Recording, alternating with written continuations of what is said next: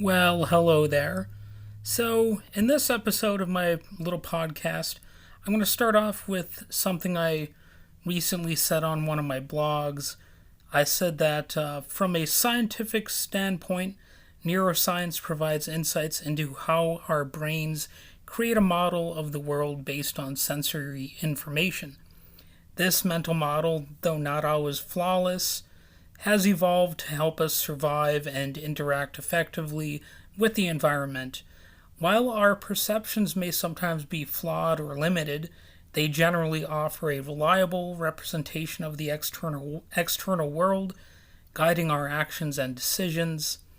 So, this episode is going to continue in that sort of pattern right there of thinking. It's about the interconnectedness of mind and reality. And the episode, it's going to be called What It Means to Be Free, a journey through philosophy and modern psychology. Well, really, I don't know how much of a journey it will be, but, we're going to pretend to make this into an adventure or something like that.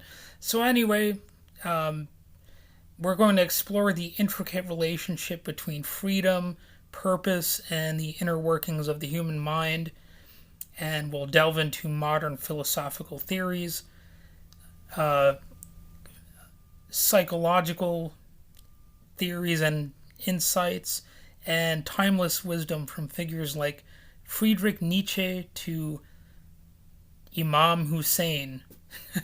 So, yeah, that's what I came up with when I was, doing a little bit of research and goofing around looking up information on the internet. So, well, what is the intersection of mind and freedom? What exactly do I mean there? Well, I'll start by discussing how modern psychology has opened new doors to understanding freedom, or at least potentially new doors.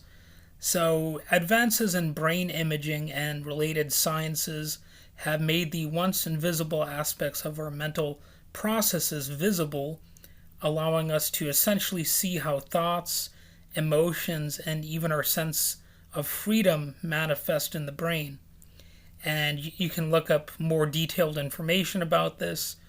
I'm not exactly a brain scientist myself over here, but I can read, and I've read up a little bit on this stuff. So the fascinating thing about all of these concepts is that they involve interpreting brain activity and trying to pinpoint where thoughts are precisely located in the brain and stuff like that. And they've done a pretty significant job of locating where a lot of these uh, mental patterns stem from in the average brain.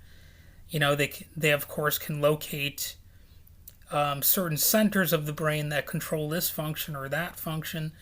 And if you really think about that, it really gets into it highlights the complexity and variability in how we perceive not just freedom but life in general. It's a way of studying the manifold functions of human existence in a way. Like the mind brain unity thing is pretty significant. In fact, I've read an article way back in the day about how mind brain unity actually debunks a lot of religious claims. And at the end of the day, I still go back to that idea myself when it comes to a lot of this, talk about souls and whatnot. I mean, if we have souls and things like that, then okay, that might be all fine and good for you, but the problem with that premise is that if you damage part of a person's brain, their personality can totally shift based on that. So, I mean, what does that exactly mean? Does that mean a person's soul has changed too? Like, does a person's soul change because they bump their head or something like that? That kind of doesn't make sense. Or because they have cancer or some other physical malady that changes the chemistry in one's brain. I mean, it's kind of strange to try to say that it's all just boiling down to the soul as a person's essence, especially when you know what, you can't really study a person's soul, at least not in any particular way. It's all just a bunch of, well, I'll just say it. It's like gobbledygook. Okay, it's like nonsense if you actually try to study it because it's intentionally vague. There's just no real science behind it exactly. So it's not like everything is known about the brain or how a person develops in this way or that. We don't know why we have all of the differences we have. But really, science is more about explaining how things work and not speculating about why things work. I mean, you can certainly have a philosophy of science, but good luck with that, because it's going to complicate things significantly more. Because the closest we can really get to answers about things is just looking at things from a more naturalistic perspective and seeing how observable reality works. And ironically, that's not even necessarily an anti religious point of view. It just happens to function like that a lot of the time. So, what happens inside becomes visible through science, is what I'm saying. It gives us a clearer view of the psychological mechanisms behind things like our sense of autonomy or our sense of self, which is really one of the fundamental questions. So, segment two, that's what I'll call this. What is it like to be free anyway? Well, I'll turn to a powerful quote by Imam Hussain. He said, "If you don't have a religion and you don't fear the resurrection, then at least be a free man in your worldly life." Amen to that. So this statement invites us to reflect on the essence of freedom and what it truly means to live as a free person. And I've often said whenever I've talked about freedom that there's no such thing as an absolute freedom. Obviously, there's relative freedom, and a lot of that really will stem from cultural values and what is available at the time. So, for example, one of the things I say sometimes is I can say that I'm a free person, but, and this is not controversial as an argument, by the way, but I can't freely will myself to grow wings like a bird and just fly away up into the sky. So I obviously don't have that level of freedom, like the godlike power that some people, well, that I think most people kind of wish they had. It'd be nice to be able to just snap your fingers and make life transform and, whatever ways we want. But that level of freedom, well, aside from being dangerous, it's also impractical because, where would the limit be? So, I mean, that's one of those philosophical points, but it also sort of grounds us in reality. It kind of takes us back to square one. So we're always stuck in this debate of how much power do we have, how much power should we have, and how much power will eventually sort of crush us and destroy us. That's that sort of thing. So really, there's a lot of room for exploration on this topic. I would say the life of a free man is often characterized by autonomy, self-determination, and the pursuit of personal fulfillment. And by free man, I also mean free woman or whatever. I'm just using that in the classical shorthand sense, all right?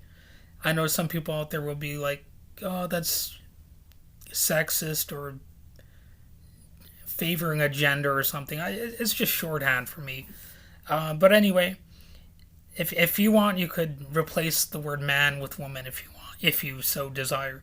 But anyway, a free life involves the ability to make choices without undue external constraints, whether societal, political, or personal. So again, it's a relative thing, and it definitely has a lot to do with how we perceive the world as well, which of course roots back to the basic question of brain chemistry, because that's one of the fascinating things about life, is that no matter what kind of environment we're in or how we're raised, if our brains are adjusted in certain ways, we're going to develop, along those patterns that are sort of almost preset within the confines of the skull, if you will. So, uh, yeah, that's me maybe getting a little off track here, but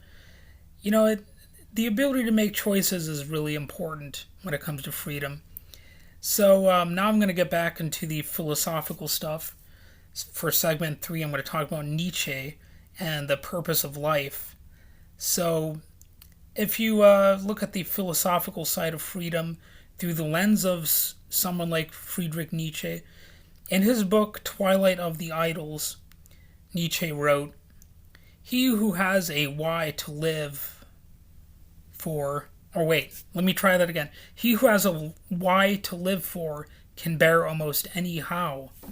So this aphorism emphasizes the importance of having a purpose or meaning in life, suggesting that it can help one endure difficult circumstances. And that's quite true as well. I mean, who has not had some sort of adversity in their life? Even somebody who's largely privileged, at some point in their life they probably have dealt with some turmoil of some kind. So how does having a why influence our sense of freedom? Can we be truly free without a purpose? So that's something to reflect on too. The relationship between freedom and purpose, it's a topic that is actually pretty significant when it comes to defining a person as an individual. Freedom is not just about the absence of constraints, but also about the presence of opportunities and a clear sense of direction. So, for segment 4, what about the challenges of freedom? So, at least in my view, and I'm sure this is a very common sort of perspective, but freedom comes with its own set of challenges too. It requires a strong sense of responsibility and self-awareness in order for a lasting freedom, I would say. I'm sure there's plenty of people who'd argue otherwise, but I think that for a meaningful, lasting freedom to exist, there needs to be that sense of responsibility and self-awareness. The consequences of one's actions are borne by oneself, and navigating life without relying on others to dictate one's path can be both empowering and daunting. So that would be really one of the challenges of having more freedom as a person, because if you're truly blazing an independent trail and all that kind of stuff, well, you're probably not going to have quite as much assistance along the way. Like if you're really going off the beaten path, I mean. And I think a lot of people are. That's what a free person does sometimes. They sort of do things their own way.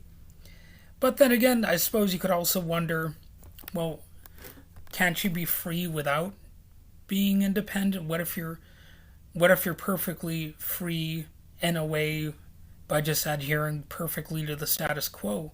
What if that is your definition of freedom? And sure enough, that is how some people live life.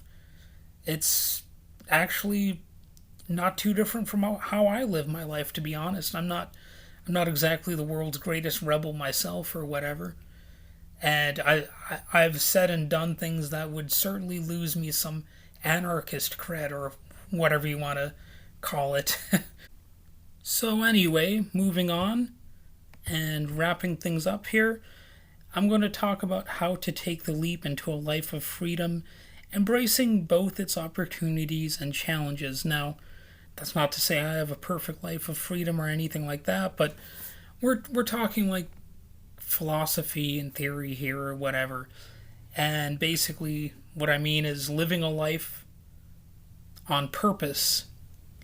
And it's basically the idea of, when we live with intention, we align our actions with our values and goals, leading to a more fulfilling and authentic life. Or at least that's how it's supposed to go. So, indicators that you are living life on purpose and the impact this has on your sense of freedom. So, what are the signs of all that? The life of a free person is not just about what is absent, but about what is present: opportunity, growth, and authentic connections. So, if you have those in your life, you probably are living a life on purpose to some degree. Now, hopefully, you can say that about yourself. So, in conclusion, freedom, purpose, and the inner workings of the mind are deeply intertwined. By understanding and embracing these concepts, we can potentially lead richer, more fulfilling lives. I say potentially because it's not always up to us. We could get hit by a bolt of lightning from the sky, seemingly from the heavens above. But anyway, barring that, I think there's room for improvement, and most of us can actually take some steps in the right direction. So thank you for joining me on this journey through psychology, philosophy, and the essence of being free. Hopefully I didn't sound too goofy or whatever. So anyway, have a good day.